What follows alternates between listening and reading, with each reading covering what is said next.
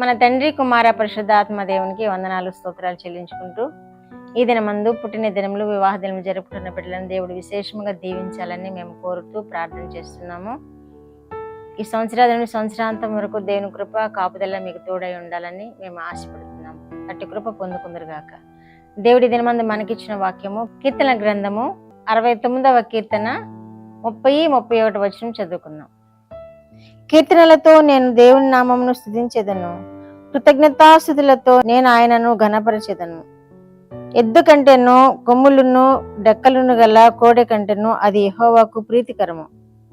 దేవుడి వాక్యం ద్వారా మనల్ని దీవించును గాక. కీర్తనకారుడు తెలియచేస్తున్నాడు, మనకి ఏదైనా అవసరం వచ్చినప్పుడు దేవుణ్ణి ఎక్కువగా ప్రార్థన చేస్తూ ఉంటాము. ఏదైనా బాధ కలిగినప్పుడు దేవుణ్ణి ఎక్కువగా ప్రార్థన చేస్తూ ఉంటాము.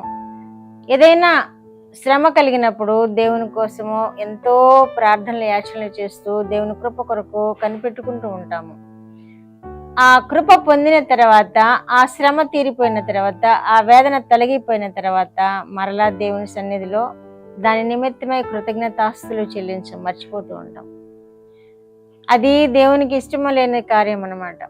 మనము దేవుని సన్నిధిలో ఎంత బ్రతిమలాడుకుని దేవుని కృప పొందుకుంటున్నామో, మన అవసరతలు తీర్చబడుతున్నాయో అది పురస్కరించుకొని రెట్టింపు కృతజ్ఞతాస్తులు చెల్లించినప్పుడు దేవుడు మన యందు సంతోషిస్తాడు, మన యందు ఆనందిస్తాడు. కీర్తనకారుడు అదే తెలియచేస్తున్నాడు. కృతజ్ఞతాస్తులతోనూ కీర్తనలతోనూ నేను దేవుని నామమును స్తుతించేదను అంటున్నారు. ముందు వచనాలన్నీ కూడా ఆయన ఎంతో వేదన పడినట్లుగా, ఆయన ఎంతో బాధను అనుభవించినట్లుగా, ఆయన గోనె పట్ట కట్టుకుని దేవునికి విజ్ఞాపన చేసినట్లుగా పై వచనాలు ఉన్నాయి. ఆ పై వచనాల్లో ఆయన బాధ, ఆయన వేదన, ఆయన శ్రమ అంతా దేవునికి సమర్పించుకున్నప్పుడు దేవుడు అద్భుత రీతిగా విడిపించే దేవుడని, అద్భుత రీతిగా కాపాడే దేవుడని మనకు బాగా తెలుసు వాక్యాల ద్వారా. అదే ఈ కీర్తనకారుడు కూడా తెలియచేస్తున్నాడు. దావీదు మహారాజు రాసిన ఈ కీర్తన, ఆయన కీర్తనలతోనూ దేవుని నామమును స్తుతించేదను అంటున్నారు. అలాగే కృతజ్ఞతాస్తులతోనూ నేను ఆయనను నామమును స్తుతించేదను అంటున్నారు. అందుకని మనము కూడా దేవునికి విజ్ఞాపన చేసిన కంటే ఎక్కువగా కృతజ్ఞతాస్తులు చెల్లించినప్పుడు, దేవునికి వందనాలు కీర్తనలు పాడుతూ దేవునికి వందనాలు చెల్లించినప్పుడు ఆయన మన యందు ఇంకా సంతోషిస్తూ ఉంటారు. ఆ కీడు మరలా రాకుండా మనల్ని తప్పిస్తూ ఉంటారు. అది మరలా మనల్ని సమీపించకుండా ఏ శోధనైనా, ఏ ప్రమాదమైనా, ఏ ఇరుకైనా అది మన నుండి తప్పిస్తూ ఉంటారు. ఎందుకంటే మనం ఆయనకు కృతజ్ఞతాస్తులు చెల్లిస్తున్నాం కనుక, ఆయనకు వందనాలు చెల్లిస్తున్నాం కనుక. అది ఆ కృతజ్ఞతాస్తులు ఎటువంటిదట, ఎద్దుల కొమ్ము కంటేను పొట్టేళ్ల డెక్కల కంటేను అవి ప్రీతికరమైనవి అంటున్నారు. కనుక అవి ఎద్దుల కొమ్ముల కంటేను పొట్టేళ్ల డెక్కల కంటేను అంటే పాత నిబంధన గ్రంథంలో యేసు మన తండ్రి అయిన దేవుని ఎదుట మనము ఎవరైనా పాపం చేసినప్పుడు దాని నుండి విడిపింపబడడానికి, ఏదైనా మనవి తెలియచేయడానికి వారు కృతజ్ఞత అర్పణలు తెలియచేసేవారు. పొట్టేళ్లను, ఎద్దులను దేవునికి బలిస్తూ ఉండేవారు. దావీదు మహారాజు అంటున్నాడు, అంతకంటే శ్రేష్టమైనది దేవునికి కృతజ్ఞతాస్తులు చెల్లించడం, కృతజ్ఞతార్పణలు చెల్లించడం, అంతకంటే కీర్తనలు పాడటం అంతకంటే శ్రేష్టమైనది అని తెలియజేస్తున్నారు.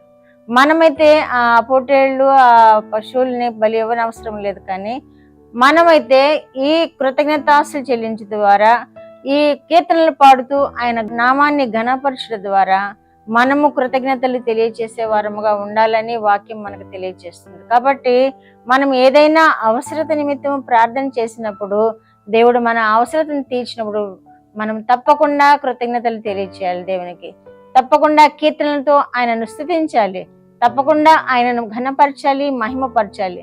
మనము మందిరాల్లో చేరి దేవునికి విజ్ఞాపన చేస్తుంటాం, మన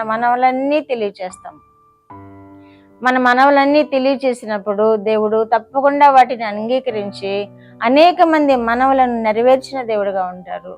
అనేక మంది కృతజ్ఞతార్పణలు కూడా తిరిగి చెల్లిస్తూ ఉంటారు.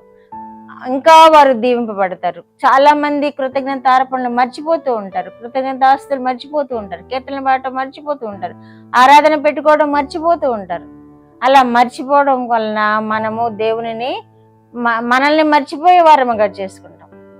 మనల్ని దేవుడు మర్చిపోయారంటే అది ఎంతో బాధాకరమైన ప్రమాదకరమైన పరిస్థితి కనుక మనము దేవునికి కృతజ్ఞతాస్తులు చెల్లించాలి, దేవుణ్ణి పాడి స్తుతించాలి. మనము మేలులు పొందిన తర్వాత ఆయనకు వందనాలు చెల్లించాలి అని వాక్యం ద్వారా మనం గ్రహించగలుగుతున్నాం. కాబట్టి దేవునిని ప్రార్థన చేద్దాము, ఆయనకు విజ్ఞాపన చేద్దాము, ఆయనకి వందనాలు చెల్లించుకుందాము, మేలులు పొంది ఆయనకి కృతజ్ఞతాస్తులు చెల్లించుకుందాము. ప్రార్థన. మా దేవా, మా ప్రియ పరలోక ప్రభువా, మీ పరిశుద్ధ పాదములకు వందనాలు, స్తోత్రాలు. మాకు ఇచ్చిన వాక్యం కొరకు మీకు స్తోత్రములు ప్రభువా. దేవా, మేము మేలులు పొందినప్పుడు మిమ్మల్ని కీర్తిస్తూ ప్రార్థిస్తూ నాయన కృతజ్ఞతాస్తులు చెల్లిస్తూ మిమ్మల్ని గొప్ప చేసినప్పుడు నాయన మా ఎడల మీరు ఇంకా అత్యద్భుతమైన ప్రేమ చూపించి ఇంకా మేలులతో మమ్మల్ని తృప్తిపరిచే దేవుడు అని వాక్యం ద్వారా మాకు నేర్పించినందుకు మీకు స్తోత్రములు. వినిచిన బిడ్డలందరినీ కూడా ప్రభు ఆ విధముగా మీరు దీవించండి.